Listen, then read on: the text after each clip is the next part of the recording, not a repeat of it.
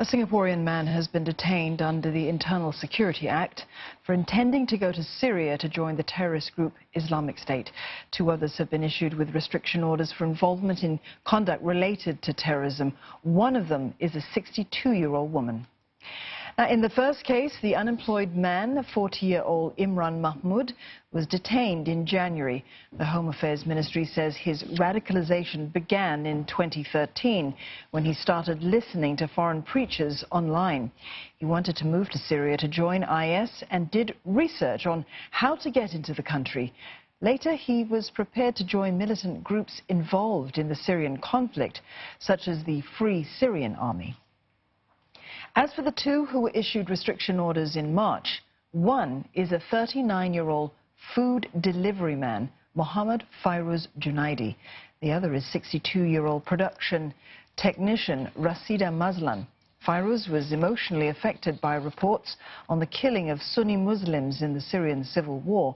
He considered going there to fight alongside IS. Rasida, on the other hand, was found to have been in contact with individuals and foreign entities suspected of terror-related activities.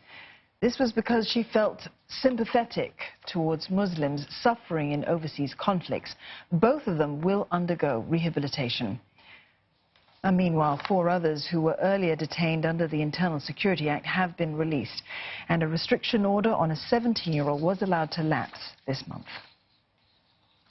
In response to the news about the detention and restriction orders against the 3 Singaporeans, the Islamic Religious Council of Singapore, or MUIS, says it highlights the continued threat of self-radicalization and the danger of radical online propaganda. MUIS says that there are few such arrests because the Muslim community rejects any notion of extremist teachings and is on guard against them. MUIS has stepped up online and offline engagement with Muslims over the years. It stresses the importance of having strong support networks of family and friends in fighting the influence of extremist narratives. MUIS urges Muslims to turn to qualified religious teachers for guidance on such issues.